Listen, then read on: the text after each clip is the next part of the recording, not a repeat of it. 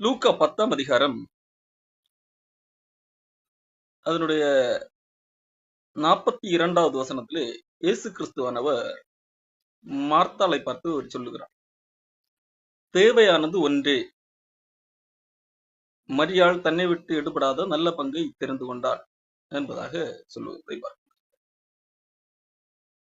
இயேசு கிறிஸ்து ஒரு கிராமத்துக்கு போகையில் அந்த கிராமத்தில் இருந்த மார்த்தாள் என்னும் பெயர் கொண்ட அந்த வீட்டிலே பிரவேசிக்கிறார்.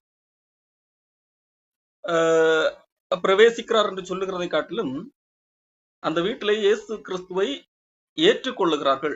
ஏற்றுக்கொண்டது யார் என்று சொன்னால் மார்த்தாள் தான் இயேசு கிறிஸ்துவை ஏற்றுக்கொள்ளுகிறார். இயேசு கிறிஸ்துவை பெரும்பாலான இடங்களிலே அந்த காலகட்டத்திலே புறக்கணித்து கொண்டிருந்த நேரத்திலே மார்த்தாள் என்கின்ற பெண் இயேசு கிறிஸ்துவை தன்னுடைய வீட்டிலே ஏற்றுக்கொள்ளுகிறாள். அப்படிப்பட்ட சூழலிலே இயேசு கிறிஸ்துவுடைய பேச்சை கேட்கும்படியாக இந்த மார்த்தாளுடைய சகோதரி இயேசு கிறிஸ்துடைய பாதத்திலே அமர்ந்திருக்கிறாள். இயேசு கிறிஸ்துவை தன்னுடைய வீட்டில் ஏற்றுக்கொண்ட மார்த்தாளோ இயேசு கிறிஸ்து நன்றாக உபசரிக்க வேண்டும் என்கிறதற்காக பல வேலைகளை தானே இழுத்து போட்டு செய்கிறாள். ஒரு கட்டத்திலே நான் தனியாக எல்லா வேலையும் செய்ய வேண்டியிருக்கிறது என்கின்ற சோர்வு அவளுக்குள்ளாக வருகிறது. இயேசு கிறிஸ்துவத்திலே வந்து கேட்கிறார், நான் தனியாக கஷ்டப்படுகிறேன், ஆனால் மரியாள் ஜாலியாக உட்கார்ந்திருக்கிறாள், அவளுக்கு கொஞ்சம் புத்திமதி சொல்லி என்னிடம் அனுப்பக்கூடாதா என்கிற அடிப்படையிலே அவள் பேசுகிறாள். அப்பொழுதுதான் இயேசு கிறிஸ்து சொல்லுகிறாள், நீ அநேக காரியங்களை குறித்து வருத்தப்பட்டு கலங்குகிறாய், தேவையானது ஒன்றுதான், அந்த தேவையான ஒன்றை மரியாள் சரியாக தெரிந்து கொண்டாள் என்பதாக இயேசு கிறிஸ்து சொல்லும். இந்த பல வேளைகளிலே மனிதர்கள் எது தேவையோ அதை விட்டுவிட்டு தேவையில்லாத பல காரியங்களுக்காக கவலைப்படுகிறவர்களாக காணப்படுகிறார்கள், அல்லது தேவையற்ற காரியங்களுக்காக தன் வாழ்நாள் காலங்களை கழிக்கிறவர்களாக காணப்படுகிறார்கள். இங்கு நாம் வாழுகின்ற இந்த உலகத்திலே எல்லாம் பிஸியாக இருக்கிறோம் என்பதாக சொல்லுகிறார்கள். இதற்கும் நேரம் இல்லை. பலவிதமான தகவல்கள் இருந்த இடத்திலே கிடைக்கிறது, பலவிதமாக ஞானங்கள் நம்முடைய அறிவுக்கு எட்டுகிறது. ஆனால் அதே வேளையிலே எது தேவை என்கின்ற விஷயத்திலே அறிவு அற்றவர்களாக மனிதர்கள் மாறிக்கொண்டிருக்கிறார்கள். இங்கு ஆண்டவர் இயேசு கிறிஸ்து சொல்லுகிற காரியத்தினூடாக ஒரு காரியத்தை நாம் புரிந்து கொள்ள முடியும்.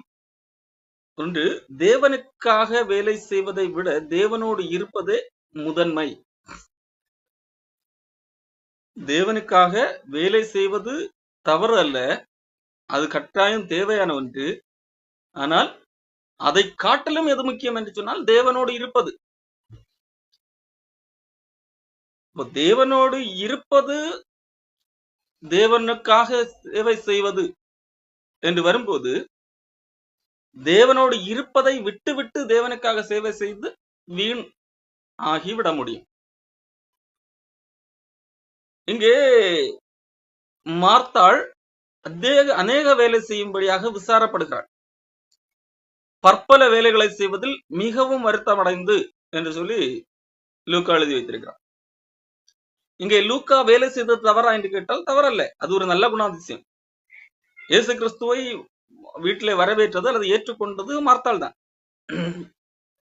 மார்த்தாள் அங்கே அவரை ஏற்றுக்கொண்டாள், தன்னுடைய வீட்டில் ஏற்றுக்கொண்டாள் என்றுதான் வேதாகமம் சொல்லுகிறது. மரியாள் ஏற்றுக்கொண்டாள் என்றோ லாசர் ஏற்றுக்கொண்டாள் என்றோ சொல்லாமல் மார்த்தாள் ஏற்றுக்கொண்டாள் என்றுதான் சொல்லப்பட்டிருக்கிறது. ஆகவே அவள் வேலை செய்வது, அப்படி ஏற்றுக்கொண்டது தவறு என்று சொல்லி வேதாகமும் பதிவு செய்யவில்லை. அது நல்ல விஷயம், பாராட்டுக்குரிய ஒரு விஷயமாகவே பார்க்கப்படுகிறது. அப்போ அவள் தன்னுடைய வீட்டுக்கு இயேசு கிறிஸ்து வந்திருக்கிறார், அவரை சிறப்பாக கவனிக்க வேண்டும் என்பதாக எண்ணுகிறார். அப்போ அவளுக்கு இயேசு கிறிஸ்துவை உயர்ந்த இடத்திலே தான் வைத்திருக்கிறார். இது எல்லாமே நல்ல விஷயம். நாம் லூக்கா புத்தகத்திலே 7ஆம் அதிகாரத்திலே ஒரு சம்பவத்தை பார்க்க முடியும். லூக்கா 7ஆம் அதிகாரம் 46ஆம் வசனத்திலே ஆண்டவர் அந்த அந்த பகுதிகளிலே இயேசு கிறிஸ்து அங்கே ஒரு வீட்டுக்கு போகிறார். சீமோன் என்கின்ற பெயருள்ள ஒரு மனிதனுடைய வீட்டுக்கு போகிறார். அங்கே போகும்போது சீமோன் இயேசு கிறிஸ்துவை பெரிய அளவில் உபசரிக்கவில்லை. அங்கே ஒரு பெண் வருகிறாள். அவள் பாவியான பெண். எல்லா சமுதாயத்துல எல்லாருக்கும் தெரியும் அவள் ஒரு பெரிய பாவி என்று அடையாளப்படுத்தப்படுகிற பெண் என்று தெரியும். அப்படிப்பட்ட பெண் இயேசு கிறிஸ்துவை வந்து உபசரிக்கிறாள். அவள் என்ன செய்கிறாள்? பரிமள தைலம் கொண்டு வந்து அவருடைய பாதங்கள் அருகே பின்னாக நின்று அழுது கொண்டு அவருடைய பாதங்களை தன் கண்ணீரினால் அழைத்து தன் தலைமறினால் துடைத்து அவருடைய பாதங்களை முத்தம் செய்து பரிமள தைலத்தை பூசினாள். லூக்கா 7:37 இருந்து ஆரம்பிக்கிறது சம்பவம். இப்போ இந்த சம்பவம் நடக்கும்போது பரிசேயன் தன் மனதுக்குள்ளாக எண்ணிக்கொள்ளுகிறான், தன்னை தொடுகிற பெண் எப்படிப்பட்டவள் என்கிறதை இவர் உண்மையிலே தீர்க்கதரிசியாக இருந்திருந்தால் கண்டுபிடித்திருப்பார். இவளை இந்த வேலை செய்ய அனுமதித்திருக்க மாட்டாள் என்பதாக எண்ணிக்கொள்ளுகிறார். காரணம் இவள் பாவியான பெண். தன்னை இப்படிப்பட்ட பாவியான பெண் தன்னை தொடுகிறதுனால் கரைபட்டு விடுமே. அப்போ இவர் இதை அனுமதிக்கிறார் என்று சொன்னால் இவளை பற்றி தெரிந்திருக்க வாய்ப்பில்லை. அப்போ இவர் இப்படி தீர்க்கதரிசியாக இருக்க முடியும் என்கிற அடிப்படையில் அவன் மனதுக்குள்ளாக சிந்தித்துக் கொண்டிருக்கிறான். அப்பொழுது இயேசு கிறிஸ்து சொன்ன ஒரு காரியம்தான் 45ஆம் வசனத்திலே, நீ என்னை முத்தம் செய்யவில்லை. அதாவது அந்த சீமோனை பார்த்து சொல்லுகிறான், பரிசேயனை பார்த்து, இவ்வளவு நான் உட்பிரவேசித்தது முதல் என் பாதங்களை ஓயாமல் முத்தம் செய்தாள். நீ என் தலையில் எண்ணெய் பூசவில்லை. இவ்வளவு என் பாதங்களில் பரிமள தைலம் பூசினாள் என்பதாக சொல்லுகிறான். 44ஆம் வசனம், சீமோனை நோக்கி, இந்த ஸ்திரீயை பார்க்கிறாயே, நான் உன் வீட்டில் பிரவேசித்தேன், நீ என் கால்களுக்கு தண்ணீர் தரவில்லை. இவ்வளவு கண்ணீர்னால் என் கால்களை நனைத்து தன் தலைமறினால் அவைகளை துடைத்தாள் என்பதாக சொன்னார். இங்கே பார்க்கும்போது சீமோனுடைய வீட்டுக்கு வரும்போது, பொதுவாக வீட்டுக்கு வரும்போது அவர்களுடைய கால்களை கழுவி உள்ளே அழைத்து வருவது ஒரு அந்த கால வழக்கம். அதற்கென்று தனியாக ஆட்களை எல்லாம் கூட வைத்திருப்பார். ஆனால் சீமோன் அந்த அளவிற்கு இயேசு கிறிஸ்துவை அந்த மாதிரியான சாதாரணமாக செய்யக்கூடிய அந்த பழக்கத்தை அன்றைக்கு அவன் செய்யவில்லை. அதைதான் இயேசு கிறிஸ்து. ஆனால் இவள் உனக்கு பதிலாக உன் வீட்டுக்கு ஒரு கெஸ்ட் வந்திருக்கிறார் என்றால் நீ தான் உபசரித்திருக்க வேண்டும். ஆனால் நீ செய்வதற்கு பதிலாக இன்னொரு பெண் வந்து செய்திருக்கிறார். தண்ணீருக்கு பதிலாக கண்ணீரை கொண்டு சுத்தம் செய்தாள் என்பதாக அங்கே சொல்லப்பட்டிருக்கு. அப்போ இயேசு கிறிஸ்துவுக்கு அங்கே உபச்சாரங்களை செய்த பெண் அங்கே பாராட்டப்படுகிறாள். மாறாக இயேசு கிறிஸ்துவை அழைத்து வேடிக்கை பார்த்து கொண்டிருந்த, அதாவது தன்னுடைய வீட்டிற்கே வந்த இயேசு கிறிஸ்துவை வேடிக்கை மட்டுமே பார்த்து கொண்டிருந்த சீமோனை ஆண்டவர் பாராட்டவில்லை. மாறாக அது கிட்டத்தட்ட கண்டிக்கிற விதமாகத்தான் அங்கே பேசுகிறார். ஆனால் இங்கே லூக்கா 10ஆம் அதிகாரத்தில் நமக்கு பார்க்கும்போது ஆண்டவர் இயேசு கிறிஸ்துவுக்காக சேவை செய்யும்படி அவருக்காக விழுந்து விழுந்து கவனித்து ஏற்பாடுகளை செய்கிற மார்த்தாள் இயேசு கிறிஸ்துவிடத்திலே வந்து புலம்புகிறாள். மரியாள் பாருங்கள், அவள் கொஞ்சம் கூட கவலை இல்லாமல் இருக்கிறாள். அவள் உம்மை கவனிக்கும்படியாக எனக்கு வீட்டு வேலையில எந்த காரியமும் செய்யவில்லை என்கிற அடிப்படையில பேசும்போது இங்க இயேசு கிறிஸ்து மரியாள் என்னை விழுந்து விழுந்து கவனிக்கிறாள், மரியாள் என் மீதுள்ள மிகுந்த அன்பை இப்படி வெளிப்படுத்துகிறாள் என்று சொல்லி அங்கே மார்த்தாளை பாராட்டவில்லை. மாறாக தன்னுடைய பாதத்திலே அமர்ந்திருந்த மரியாளை பாராட்டுகிற சம்பவம் நடக்கிறது. இது எதை காட்டுகிறது? இங்கே இயேசு கிறிஸ்துவை நேசித்ததன் வெளிப்பாடுதான் மார்த்தாளும் செய்கிறாள்.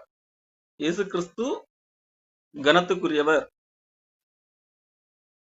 அப்படிப்பட்டவர் ஒரு பரிசேயன் வீட்டுக்கு போகும்போது அவனே என்ன செய்யவில்லை, அவரை பெரிய அளவிலே கவனிக்கவில்லை. அதை இயேசு கிறிஸ்துவை சுட்டிக்காட்டக்கூடிய நிலைமையிலே காணப்படுகிறது. நீ என் வீட்டிற்கு வரும்போது கால்களுக்கு தண்ணீர் தரவில்லை என்று சொல்லி.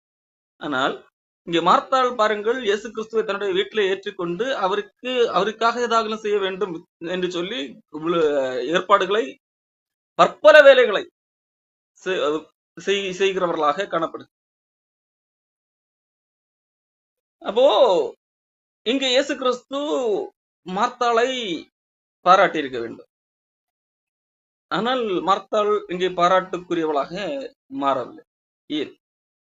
மாறாக மரியாளை இங்கே இயேசு கிறிஸ்து பாராட்டுகிறார். இங்கே ஆண்டவருக்கு நாம் சேவை செய்கிறோம், அல்லது இங்கே மார்த்தாள் சேவை செய்கிறாள் என்கிறது தேவையான ஒன்று அல்லது முக்கியமான ஒன்றுதான். அதை ஆண்டவர் இங்கே மறக்கவில்லை. மாறாக வேதாகம் பல இடங்கள்ல உபசரிங்கள் என்று சொல்லிதான் வேதாகம் சொல்லுகிறது.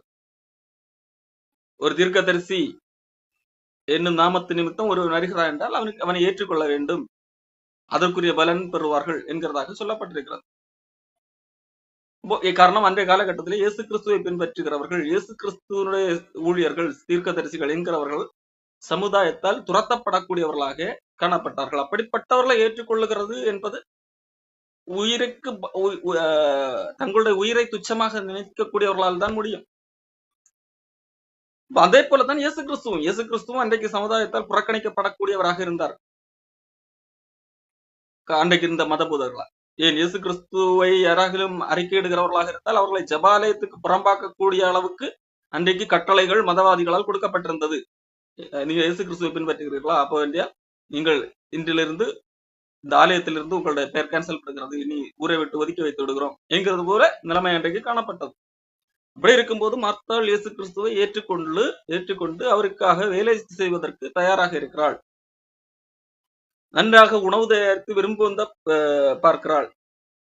ஆனால் இங்கே ஒரு காரியத்தை மட்டுமே அவள் சரியாக புரிந்து கொள்ளவில்லை. பல வேளைகளில் இன்றைக்கு மனிதர்கள் புரிந்து கொள்ளாத காரியம் இதுதான். இங்கே முதன்மையான ஒன்று, தேவனுக்கு சேவை செய்வது முக்கியம், ஆனால் அதை காட்டிலும் முக்கியமான ஒன்று எது என்றால் தேவனோடு கூட இருக்கின்ற ஒரு காரியம், தேவனிடத்திலிருந்து பெற்றுக்கொள்ளுகிற காரியம்.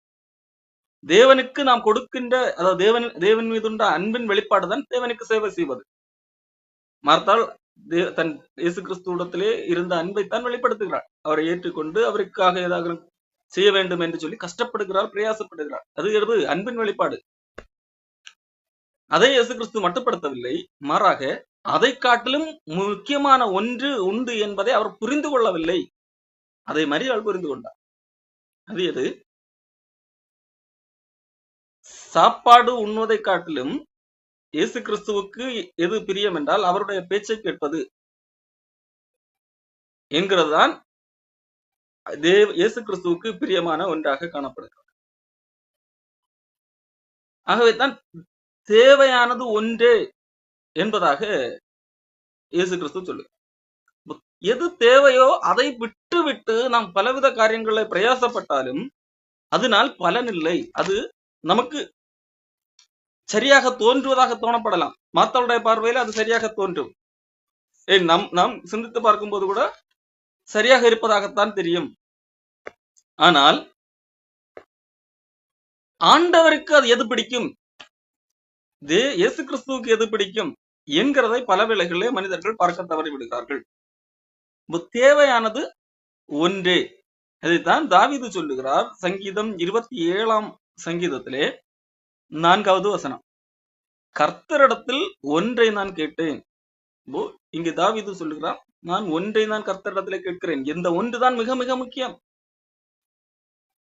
அந்த ஒரு காரியத்தை தான் நான் கர்த்தரிடத்திலே கேட்கிறேன் என்கிறதாக சொல்லுகிறார். அது என்ன? அதையே நான் நாடுவேன். அந்த ஒரு காரியத்தை நான் கடவுளிடத்தில் கேட்டேன், அதைத்தான் நான் நாடுவேன்.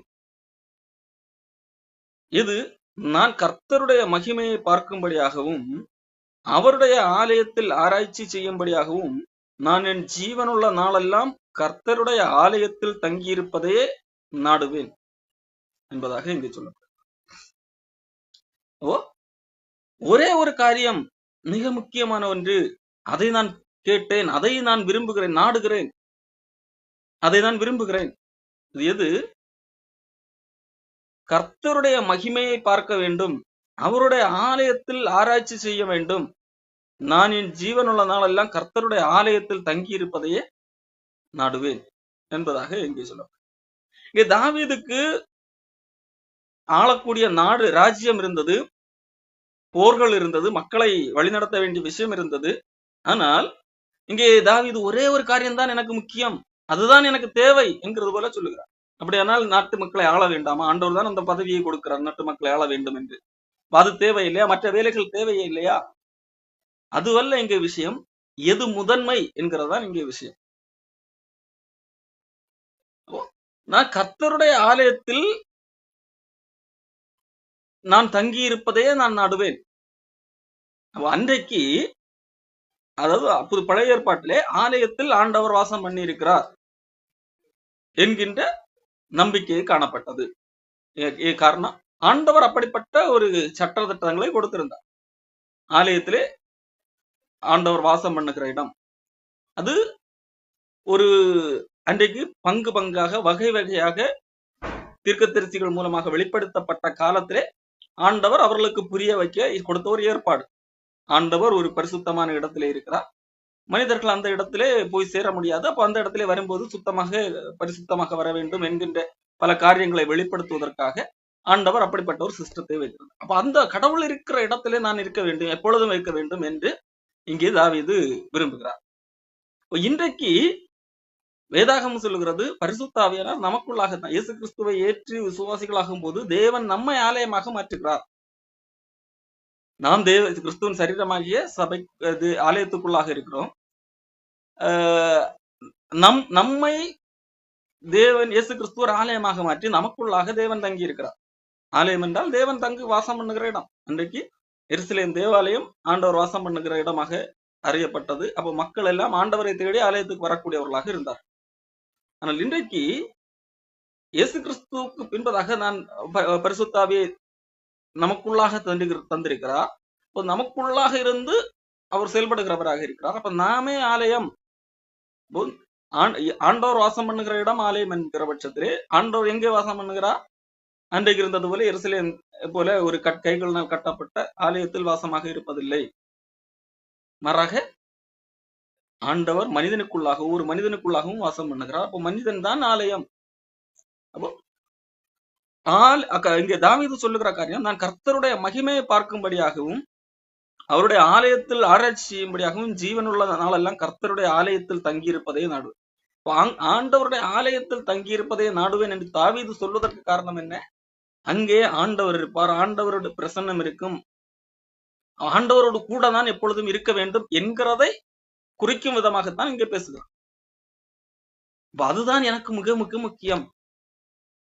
மற்ற வேலைகள் தேவையில்லை என்றல்ல, அது செய்யவே கூடாது என்றல்ல. ஆனால் எல்லாவற்றுக்கும் மேலாக முதன்மையாக செய்ய வேண்டியது இது என்கிறதான் இங்கே சொல்லப்பட்டிருக்கிறது. அது இது ஆண்டவரோடு கூட இருக்கின்ற ஒரு செயல். இன்றைக்கு பரிசுத்த ஆவியானவர் அதே இயேசு கிறிஸ்துவை விசுவாசித்து ஏற்றுக்கொண்ட மனிதருக்குள்ளாக தங்கி இருக்கிறார். ஆனால் அந்த பரிசுத்த ஆவியான் தேவன் நமக்குள்ளாக இருக்கிறார். ஆகவே அவரோடு நேரத்தை செலவிட வேண்டும். அவர் என்ன விரும்புகிறார், அவர் எதை விரும்புகிறார் என்று அவரோடு கூட நடந்து உறவாடக்கூடிய அதற்கென்று நாம் செலவிடுகிற முக்கியத்துவம், முன்னுரிமை எவ்வளவு என்கிறதே கேள்வி. ஏதாவது அதைத்தான் விரும்புகிறேன், அதைத்தான் நாடுகிறேன் என்று அதை விரும்பக்கூடியவராக நாடக்கூடியவராக காணப்படுகிறார். இரண்டாவது அதிலே சொல்லவிட காரியம், நான் ஆலயத்தில் தங்கி இருப்பதை நாடுகிறேன். ஒன்று, கர்த்தருடைய மகிமையை பார்க்க வேண்டும். இரண்டாவது, ஆராய்ச்சி செய்ய வேண்டும். ஆலயத்தில் ஆராய்ச்சி செய்ய வேண்டும். என்ன ஆராய்ச்சி? ஆலயம் எப்படிப்பட்டதாக இருக்கிறது, இந்த ஆலயம் எவ்வளவு நாட்கள் தாக்கு பிடிக்கும், இந்த ஆலயம் இப்படி இருந்தால் போதுமா, இல்லை இதை காட்டிலும் மேலாக எப்படி செய்யலாம் என்கிற விதமான ஆராய்ச்சியா? ஆலயத்தில் ஆராய்ச்சி செய்வது என்பது ஆலயத்தின் கட்டட சார்ந்த விதங்களில் ஆராய்ச்சி செய்வதா? அல்ல. இங்க ஆலயத்திலே ஆராய்ச்சி செய்வதை விரும்புகிறேன் என்று சொல்லும் போது அவர் வேத வசனத்தை கொண்டு தன்னை ஆராய்ந்து பார்க்கிறார். கடவுள் எப்படிப்பட்டவர் என்கிறதை ஆராய்ந்து பார்க்கிறார். தேவனை தியானிப்பது, இங்க ஆராய்ச்சி என்று சொன்னால் தேவனை ஆண்டவரை தியானிப்பது, அதையே நான் நாடுகிறேன் என்பதாக சொல்லுது. ஆண்டவருடைய மகிமையை பார்க்கிறது. ஆண்டவருடைய மகிமையை எப்பொழுது பார்க்க முடியும்? ஆண்டவரோடு நேரத்தை செலவிட்டு சிந்தித்து பார்க்கும்போது ஆண்டவர் எப்படிப்பட்ட காரியங்களை செய்திருக்கிறார், ஆண்டவர் எனக்காக என்ன செய்திருக்கிறார், என்னுடைய வாழ்க்கையில் எப்படிப்பட்ட காரியங்களை செய்திருக்கிறார் என்று பார்க்கும்போது அவருடைய மகிமையை காண முடியும். அடுத்து ஆராய்ச்சி செய்வது, தியானிப்பது, வேதாகமத்தை வெறுமனே வாசிப்பது அல்ல, அது தியானிப்பது. அப்படி தியானித்து அது என்னுடைய வாழ்க்கையிலே நான் அதை பின்பற்றுவது, இந்த வேதாகமும் இந்த ஆண்டவருடைய வார்த்தை என்ன சொல்லுகிறது என்று ஆராய்வதற்கு தியானித்து பார்த்து அதை ஏற்றுக்கொள்வது. சங்கீதம் 119 ஒரு வசனம் உண்டு, வேதத்தின் அதிசயங்களை எல்லாம் பார்க்கும்படிக்கு கண்களை திறந்தருளும் என்பதாக ஒரு வசனம் உண்டு. விருப்பம் இங்கு எதுவாக இருக்கிறது? சங்கீதக்காரனுக்கு ஆண்டவரோடு கூட நேரத்தை செலவிட வேண்டும், அதுதான் முக்கியம் என்கின்ற அடிப்படையிலே இங்கு தாவீது காணப்படும். ஆகவேதான் இந்த ஒரு காரியத்தை நான் கேட்கிறேன், இந்த ஒரு காரியத்தை நான் நாடுகிறேன் என்கிறதாக இங்கு சொல்லப்பட்டிருக்கிறதை பார்க்கணும். அப்போ நாம் பல வேளைகளிலே இந்த காரியத்துக்கு முக்கியத்துவம் கொடுப்பதில்லை.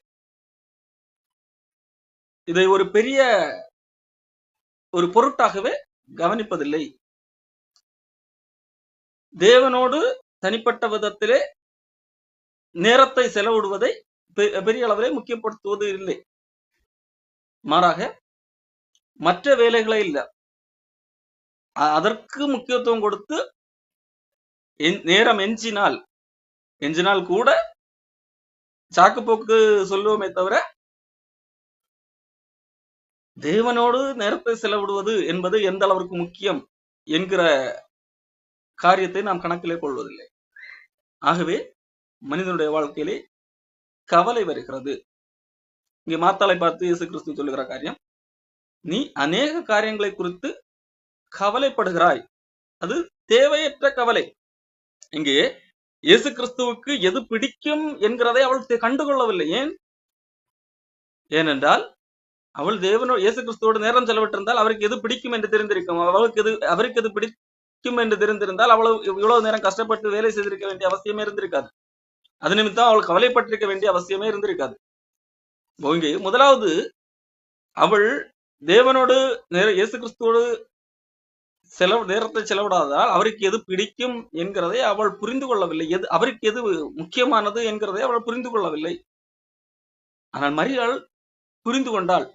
ஆண்டவருக்கு நான் ஏதாவது ஒன்றை கொடுப்பதை காட்டிலும் மிக முக்கியமானது அவரிடத்திலிருந்து நான் பெற்றுக்கொள்வது. ஆண்டவர் இயேசு கிறிஸ்து இங்கே வந்திருக்கிறார் என்று சொன்னால் அவருக்கு எது முக்கியம்?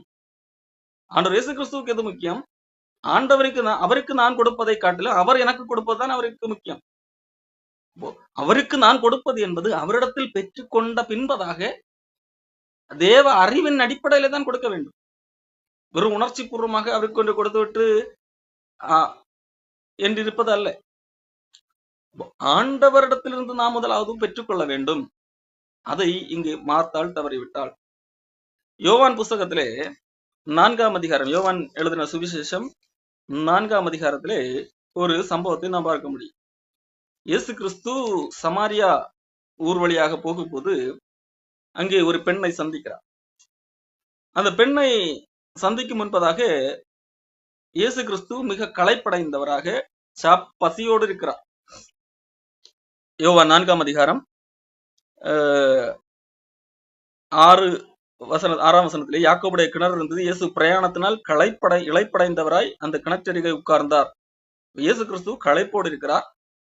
இயேசு கிறிஸ்துவின் சீடர்கள் சாப்பாடு வாங்க வேண்டும் என்று சொல்லி புறப்பட்டு விட்டார்கள். அப்போ அந்த நேரத்தில் இயேசுக்கு தேவை எது? மிக மிக தேவை உணவு. காரணம், ஏற்கனவே மிக பிரயாணம் பண்ண இளைப்படைந்தவராக உட்கார்ந்திருக்கிறார். ஆகவே தான் சீடர்கள் உணவு வாங்க போய்விட்டார்கள். இப்பொழுது அந்த இடத்துல ஒரு பெண் வருகிறாள்.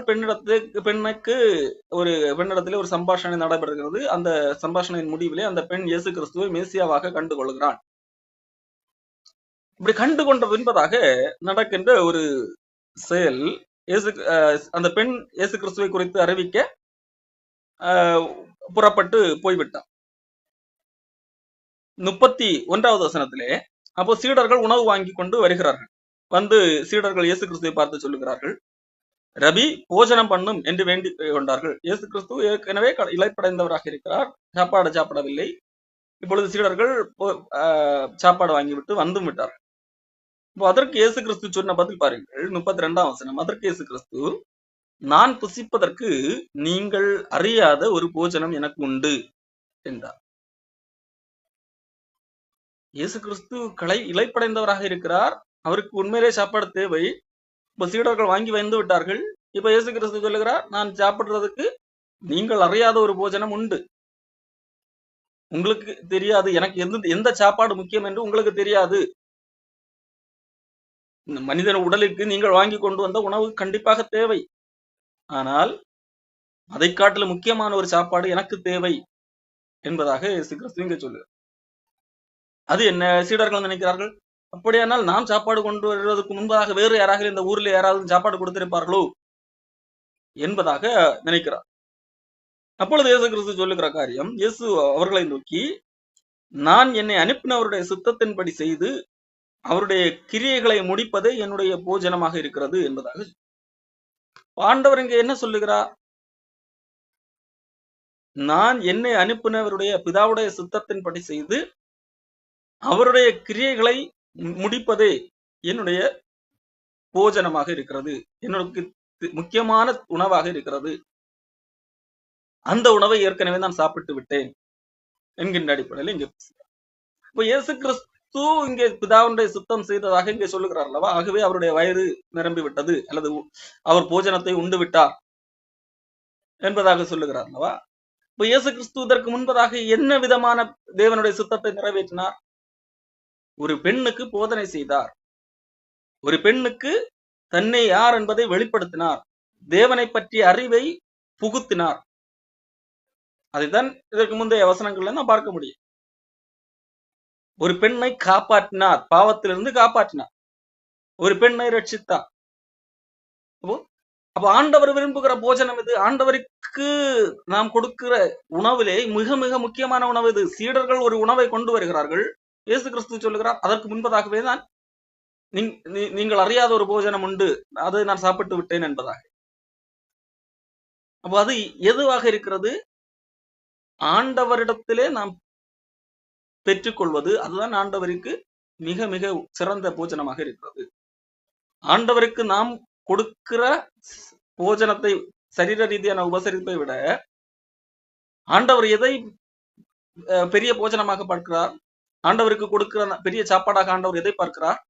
ஆண்டவரிடத்திலிருந்து நாம் பெற்றுக்கொள்ளுகிறதை தான் ஆண்டவர் பெரிய உணவாக, ஆண்டவர் உட்கொள்ளுகிற பெரிய உணவாக பார்க்கிறார். இங்கே 2 விதமான உணவுகள் சொல்லப்படுகிறது. ஒன்று சீடர்கள் கொண்டு வந்த உணவு, சரீரத்துக்கு தேவையான ஒன்று. இயேசு கிறிஸ்து தான் இயேசு கிறிஸ்துவின் அறிவோடு தான் அவர்கள் புறப்பட்டு அந்த உணவை வாங்க செல்லுகிறார்கள். தவறல்ல, தேவையான ஒன்று. ஆனால் ஆண்டவர் இயேசு கிறிஸ்து என்ன சொல்லுகிறார்? அதை காட்டிலும் மிக மிக முக்கியமான ஒன்று, அதுதான் என்னுடைய போஜனம். இந்த போஜனங்கள் எல்லாம் சரீரத்துக்கு தேவையான ஒன்று. அது ஒருவேளை நேரத்துக்கு கிடைக்கவில்லை என்றால் பசி, அது என்னால் தாங்கிக் கொள்ள முடியும். ஆனால் எனக்கு நீங்கள் அறியாத ஒரு போஜனம் இருக்கிறது. அது என்ன தெரியுமா? தேவனுடைய சித்தத்தை நிறைவேற்றி முடிப்பது. அது எது தேவனுடைய சித்தத்தை நிறைவேற்றி முடிப்பது? ஆண்டவர் இங்க என்ன செய்தார்? ஒரு பெண்ணுக்கு வாழ்வளிக்கிறார், இறை வார்த்தையை பெண்ணுக்கு கொடுக்கிறார், அதுதான் போஜனம். இங்க 2 விதமான போஜனம். ஒன்று நார்மல் போஜனம், இன்னொன்று ஆண்டவர் இயேசு கிறிஸ்து பேசுவது. இயேசு கிறிஸ்துவிடத்திலிருந்து நாம் ஏதாவது ஒன்றை பெற்றுக்கொண்டால் அது இயேசு கிறிஸ்துவுக்கு போஜனமாக இருக்கிறது. அதே காரியத்தை தான் அங்கே மார்த்தாள் மரியாள் விஷயத்திலே நடக்கிறது. ஒன்று மார்த்தாள் உருவாக்குகிற ஒரு போஜனம், இயேசு கிறிஸ்துவின் மீது அன்பு கொண்டு மார்த்தாள் உருவாக்குகிற ஒரு போஜனம். கண்டிப்பாக தேவையா? தேவை. ஆனால் ஆண்டவர் விரும்புகிற, ஆண்டவருக்கு முதன்மையானது எது என்றால், ஆண்டவர் இயேசு கிறிஸ்து ஒன்றை கொடுக்கிறார் அல்லவா, போதனை. அதை கேட்பதுதான் ஆண்டவருக்கு மிக முக்கியமான போஜனமாக இருக்கிறது. அதை மார்த்தாள் புரிந்து கொள்ளவில்லை, மரியாள் புரிந்து கொண்டார். மார்த்தாள் புரிந்து கொள்ளாததனால் கவலை வருகிறது. மரியாள் புரிந்து கொண்டதனால் அங்கே மரியாளுக்கு அங்கே கவலை இல்லை. வாகத்தான் இயேசு கிறிஸ்து சொல்கிறான், நீ அநேக காரியங்களை குறித்து கவலைப்பட்டு கலங்குகிறாய். தேவையற்ற கவலை. ஏன் தேவையற்ற கவலை? ஆண்டவருக்கு எது பிடிக்கும், ஆண்டவருக்கு எது முதன்மையானது என்கிறதை குறித்து அறிவில்லாததனால் வருகிற கவலை. மர்த்தாள் என்ன நினைத்திருப்பாள்? ஆண்டவரை பிரியப்படுத்த வேண்டும் என்றால் ஆண்டவருக்கு நல்ல உணவுகளை, சுவையான அறுசுவை உணவுகளை கொடுப்பதுதான் ஆண்டவருக்கு பிரியம் என்பதாக நினைத்து அதற்கு எதாகிலும் செய்ய வேண்டும் என்று சொல்லி கடின உழைப்பு போட்டு உழைப்படுகிறார். ஒரு கட்டத்திலே சலிப்பு வருகிறது. நான் தனியாக எல்லா வேலையும் செய்ய வேண்டியிருக்கிறது என்று சொல்லி சலிப்பு தான் வருகிறது. ஆகவே வருத்தப்படுகிறார். இப்ப கடைசியிலே ஆண்டவரிடத்திலே கோபப்படுகிறார். ஆண்டவரே, உமக்கு நீ இங்க வந்திருக்கிற கெஸ்ட், உமக்கு சாப்பாடு தர வேண்டும் என்று தானே நான் இவ்வளவு கஷ்டப்படுகிறேன். நீங்க என்றால் நான் தனியா கஷ்டப்படுறேன், கவலை இல்லையா? மரியாதை சொல்லி விடலாம் இல்லையா என்று சொல்லி அங்கே ஒரு புலம்பல் வருகிறது. பாருங்கள், நம்முடைய வாழ்க்கையிலே முக்கியமான ஒன்றை தெரிந்தெடுக்காவிட்டால் கவலைகள், தேவையற்ற கவலைகள் வந்து கொண்டுதான் இருக்கு. இங்கே இயேசு கிறிஸ்து சொல்லுகிறார், தேவையானதை நீ புரிந்து கொள்ளவில்லை. இங்கே எது முக்கியம்? எனக்கு இப்போ வந்தது யார்? சாதாரண மனிதர்கள் அல்ல, இயேசு கிறிஸ்து. இயேசு கிறிஸ்து வந்திருக்கிறார் என்று சொன்னால் இயேசு கிறிஸ்துக்கு எது பிடிக்கும் என்கிறதை நான் புரிந்து கொண்டிருக்க வேண்டும். ஆனால் இங்கே மரியாள் இயேசு கிறிஸ்துவுக்கு எது பிடிக்கும் என்கிறதை புரிந்து கொள்ளவில்லை. இவள் ஒன்றை நினைத்து விட்டு, எல்லா மனிதரை போலத்தான் இயேசு கிறிஸ்துவும், மனிதர்களை நினைப்பதை போலத்தான் இயேசு கிறிஸ்துவை நினைத்து அதற்காக அவரை பிரியப்படுத்த வேண்டுமென்றால் இதை செய்ய வேண்டும், இந்த உணவு, அந்த உணவு என்று தேவையற்ற ஏகப்பட்ட வேலைகளை தன் ஒரே ஆளாக தூக்கி போட்டு செய்கிறாள். கடைசி கட்டத்திலே அதுவே அவளுக்கு ஒரு பாரமாக அழுத்துகிறது. ஆண்டவர் இயேசு கிறிஸ்து அதையெல்லாம் கேட்கவே இல்லையே. ஆண்டவர் கேட்பது என்ன? நீ என்னிடத்திலே வா, நான் என்னுடைய உபதேசத்தை கேட்டு அது உன்னுடைய வாழ்க்கையை மாற்றக்கூடிய ஒன்றாக இருக்கும், அதுதான் எனக்கு நீ கொடுக்கக்கூடிய உணவு என்பதாக இயேசு கிறிஸ்து சொல்லுங்க. ஆனால் மரியாள் புரிந்து கொண்ட மாதிரி மார்த்தாள் புரிந்து கொள்ளவில்லை. ஆகவே அங்கே கவலை வருகிறது. இவள் ஒரு நல்ல நோக்கத்தோடு தான் ஆரம்பிக்கிறாள். இயேசு கிறிஸ்துவுக்கு நல்லது செய்ய வேண்டும், நல்ல நோக்கம், அன்பு எல்லாம் இருக்கிறது. ஆனால் அதுவே ஒரு கட்டத்திலே ஆண்டவர் மீது ஒரு விதமான கசப்பை உண்டாக்க கூடிய ஒன்றாக மாறுகிறது. உமக்கு கவலை இல்லையா? சகோதரி மீது ஒரு கவலை வருகிறது. இவள் பாருங்கள், சும்மா உட்கார்ந்து கொண்டே இருக்கிறாள், நான் மட்டும் தனியாக வேலை செய்கிறேன் என்று சொல்லி. நாம ஒரு காரியத்தை நினைத்து கொண்டு நான் எல்லாவற்றையும் செய்ய வேண்டும் என்று சொல்லி கொண்டு போது அது ஒரு கட்டத்திலே அது மனிதர்கள் மீதோ அல்லது கடவுள் மீதோ கசப்பை உண்டாக்கிவிட வாய்ப்பு உண்டு. ஆகவே எது தேவை என்பதை, முக்கியமான ஒன்று எது என்பதை அறிந்திருக்க வேண்டியது அவசியமாக இருக்கிறது. இங்கே 2 காரியங்கள் இவள் சொல்லுகிறார். ஒன்று, மரியாளுக்கு கவலை இல்லை, தன்னுடைய சகோதரி மீது ஒரு குற்றச்சாட்டை வைக்கிறார். 2வது, இயேசு கிறிஸ்து மீதே குற்றச்சாட்டை வைக்கிறார். இயேசு கிறிஸ்து அது என்ன வைக்கிறார்? உமக்கு கவலை இல்லையா? இயேசு கிறிஸ்துவுக்கு அக்கறை இல்லையா? அப்போ இவளுடைய முக்கியத்துவத்தை அடிப்படையாக கொண்டு இயேசு கிறிஸ்துவும் அப்படித்தான் இருக்க வேண்டும் என்கிறது போல இவள் நினைக்கிறார். ஆனால் இயேசு கிறிஸ்துவுக்கு எது முக்கியம் என்று அவள் அறிந்திருக்க வேண்டும் என்றால் மரியாளை போல அவள் முதலாவது இயேசு கிறிஸ்துவிடத்திலே உட்கார்ந்து கேட்டிருந்திருக்க வேண்டும். இயேசு கிறிஸ்து பேசுவதை கேட்டிருந்தால் எது ஆண்டவருக்கு எது பிடிக்கும் என்பதை அறிந்திருப்பாள். ஆண்டவருக்கு எது பிடிக்கும் என்று சொல்லி ஆண்டவரிடத்திலே தானே கேட்க வேண்டும். நானாக ஒன்றை இதெல்லாம் அவருக்கு பிடிக்கும் என்று நானாக நினைத்து கொண்டு பண்ணினால் என்ன அர்த்தம்? உதாரணத்திற்கு, உங்கள் வீட்டுக்கு ஒரு நபர் வருகிறார், அந்த நபரை நீங்கள் மிகவும் மதிக்கிறீர்கள், அன்பு செய்கிறீர்கள். ஆகவே அந்த மனிதருக்கு சிறந்த ஒன்றை கொடுக்க வேண்டும் என்று நினைக்கிறீர்கள். ஆகவே சிறந்த விலை மதிப்புள்ள உணவுகளை எல்லாம் படைத்து அவருக்கு வைக்கிறீர்கள். வைத்துக்கொள், மிகுந்த இனிப்பு வகைகள் எல்லாத்தையும் செய்து வைத்திருக்க, கேக்கு எல்லாம் வைத்திருக்கிறீர்கள், பேக்கரி ஐட்டம் எல்லாம். இதெல்லாம் காஸ்ட்லியான உணவு. இது எல்லாம் என்னது? உங்களுக்கு அந்த நபரை குறித்து உள்ள அன்பின் வெளிப்பாடுதான். ஆனால் அவர் ஒரு வாயை எடுத்து சாப்பிட்டு விட்டு மீதி சாப்பிடவில்லை. காரணம், அந்த நபருக்கு இனிப்பு பிடிக்காது, அல்லது பேக்கரி ஐட்டம் கேக்கு பிடிக்காது. அப்போ இவ்வளவு நீங்கள் கஷ்டப்பட்டு செய்தது எல்லாமே வீணாகிவிட்டது. நீங்கள் அந்த நபர் மீது உள்ள அன்பின் அடிப்படையில் தான் அந்த நபருக்கு மிகுந்த விலையுயர்ந்த உணவு கொடுக்க வேண்டும் என்று செய்தீர்கள், எல்லாம் பிரயாசப்பட்டீர்கள், நல்ல நோக்கம்தான். ஆனால் அந்த நபர் தான் சாப்பிடவில்லையே, வீணாகிவிட்டதை. அப்போ நீங்கள் முதலாவது என்ன செய்திருக்க வேண்டும்? அந்த நபர் மீது உள்ள அன்பை வெளிப்படுத்த வேண்டும் என்றால் நீங்கள் என்ன செய்திருக்க வேண்டும்? அந்த நபருக்கு எது பிடிக்கும் எது பிடிக்காது என்று தெரிந்திருக்க வேண்டும். ஒருவேளை அந்த நபருக்கு நீங்கள் விலை மதிப்பு மிக்க ஒரு காரியத்தை செய்தீர்கள் அல்லவா, அதை காட்டிலும் அந்த நபருக்கு பழைய சோறு பழைய கஞ்சி தான் பிடிக்கும் என்று வைத்துக் கொள்ளுங்க. உங்களுக்கு எவ்வளவு வேலை எளிதான ஒரு காரியம், சிம்பிளான ஒரு காரியம் தான். ஒரு நாளைக்கு வைத்த கஞ்சி அடுத்து நான் கொடுத்திருந்தால் போதும். பெரிய அளவில் வேலையே செய்திருக்க வேண்டிய அவசியம் இல்லை. அந்த நபர் மிகுந்த சந்தோஷம் அடைந்திருப்பார். காரணம், நீங்கள் அந்த நபருக்கு பிடித்த ஒன்றை கொடுத்திருக்கிறீர்கள். அப்போ மாறாக நீங்கள் கஷ்டப்பட்டு பிரயாசப்பட்டு விலையுயர்ந்த உணவுப் பொருளை எல்லாம் சமைத்து வைத்து அந்த நபருக்கு முன்பாக கொண்டு வைத்தீர்கள். ஆனால் அந்த நபர் திருப்தியாக சாப்பிடவே இல்லை. நீங்கள் பட்ட பிரயாசம் எல்லாம் வேஸ்ட் ஆகிவிட்டது. இதற்கு என்ன காரணம்? காரணம் என்னவென்றால், அந்த நபரை பற்றி நீங்கள் அறிந்து கொள்ளவில்லை. அந்த நபர் மீது உங்களுக்கு அன்பு இருக்கிறது, ஆனால் அந்த நபர் எப்படிப்பட்டவர், அந்த நபருக்கு எது பிடிக்கும், அந்த நபர் நம்மிடத்தில் எதை எதிர்பார்க்கிறார் என்கிறதை குறித்து நீங்கள் சட்டை பண்ணிக் கொள்ளவில்லை. அந்த நபருக்கு சாதாரண பழைய கஞ்சி தான் பிடிக்கும் என்று தெரிந்து நீங்கள் அந்த கஞ்சியை கொடுத்திருந்தால் அந்த நபர் மிகுந்த சந்தோஷம் அடைந்திருப்பார். ஆனால் அந்த நபரை பெரிய அளவில் கௌரவப்படுத்துகிறேன் என்பதாக தவறாக நீங்கள் புரிந்து கொண்டு, அந்த நபர் எல்லாம் மற்ற மனிதர்களைப் போலத்தான் விலையுயர்ந்த உணர்வைத்தான் சாப்பிடுவார் என்று சொல்லி நீங்களாக தவறாக புரிந்து கொண்டு கொடுத்த உங்கள் உடல் உழைப்பு அத்தனையும் வீண்தானே. அதைத்தான் இங்கே மார்த்தாள் செய்கிறான். இயேசு கிறிஸ்துவுக்கு எது பிடிக்கும் என்கிறதை மரியாள் கண்டுகொண்டால் மார்த்தாள் கண்டுகொள்ளவில்லை. நம்முடைய வாழ்க்கையிலே பல வேளைகளிலே மனிதர்கள் ஆண்டவர் மீது அன்பு இருக்கிறதை வெளிப்படுத்த என்னென்னவோ செய்கிறார்கள். ஆனால் ஆண்டவருக்கு பிடிக்குமா இது என்பதை குறித்து யோசிக்கிறதில்லை. என்னென்னவோ செய்து அது நிமித்தம் பிரயாசப்பட்டு வருத்தப்பட்டு கவலை தான் படுகிறார்கள். இவ்வளவு காரியம் ஆண்டவருக்காக செஞ்சேனே, ஒண்ணுமே வேஸ்ட், எல்லாமே வேஸ்ட். ஆனால் எது ஆண்டவருக்கு பிடிக்கும் என்பதை பார்த்தீர்களா? ஆண்டவருக்கு எது பிடிக்கும்?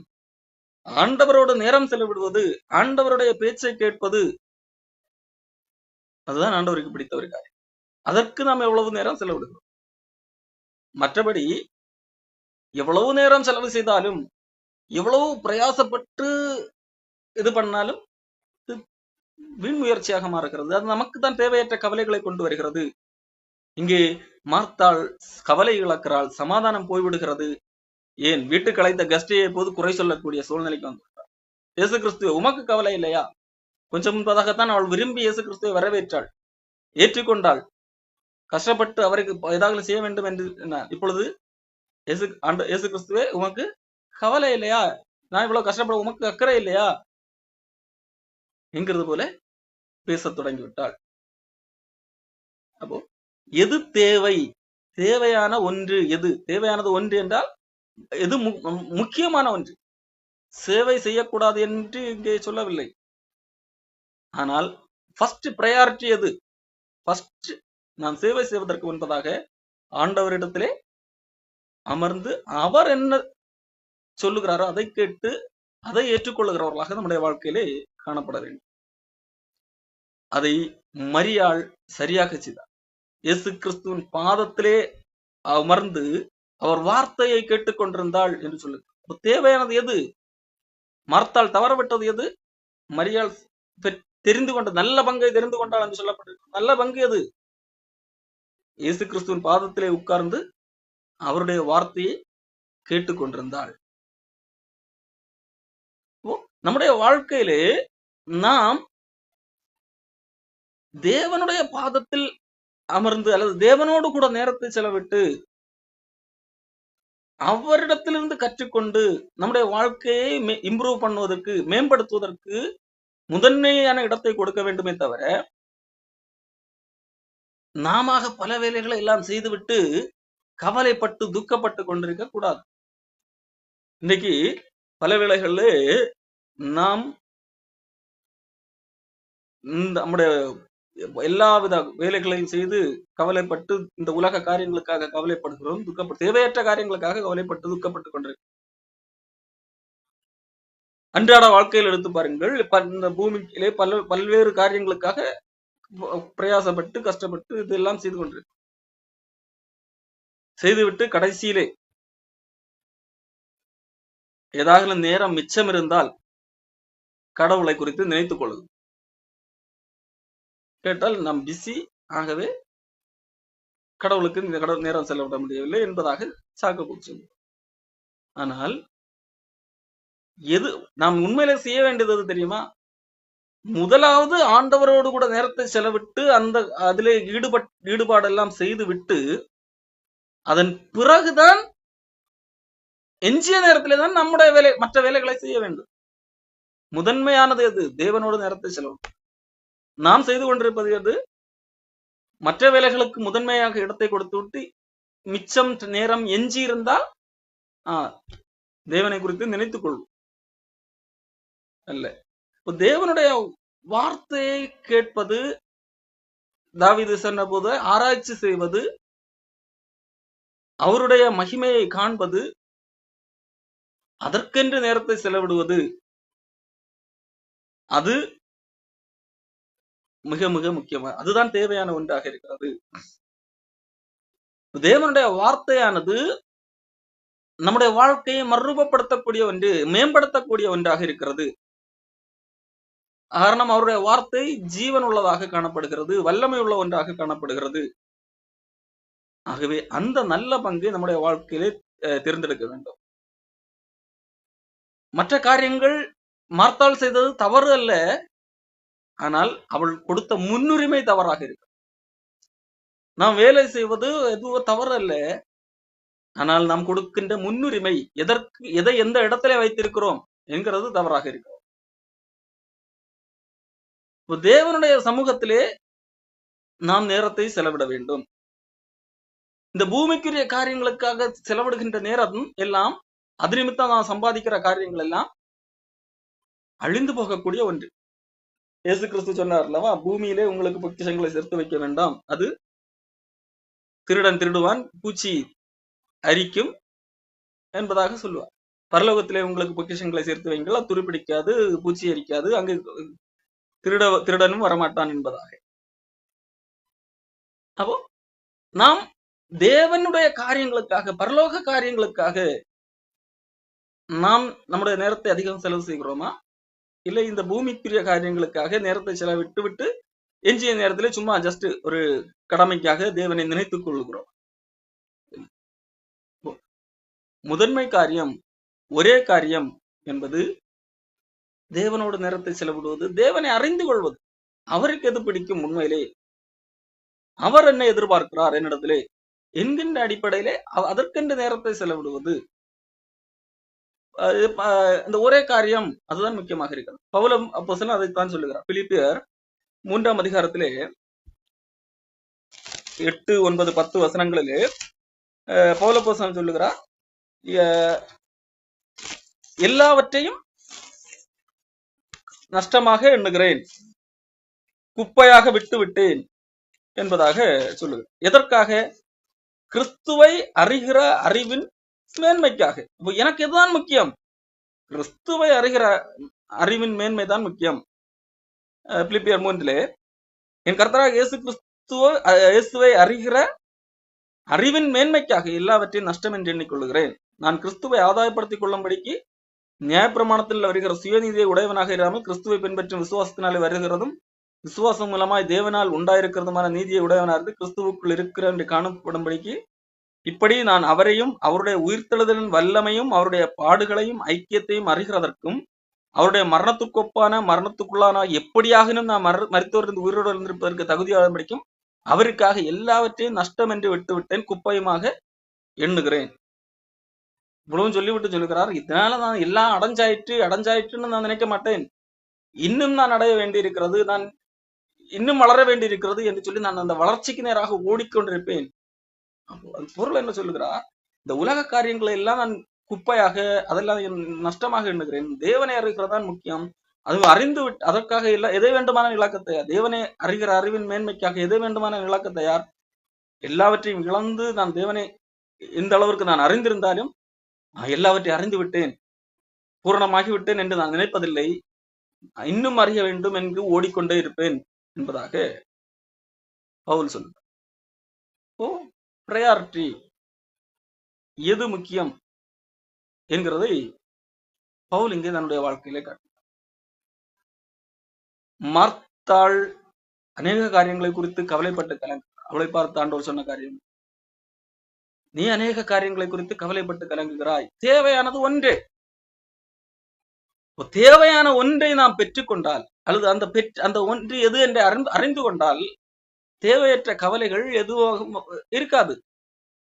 எதுதான் நம்முடைய சிந்தனையாக இருக்கும், இந்த பூமியிலே நடக்கின்ற நெகட்டிவ் காரியங்கள், பூமிக்குரிய காரியங்கள் நமக்கு கவலைப்படாது.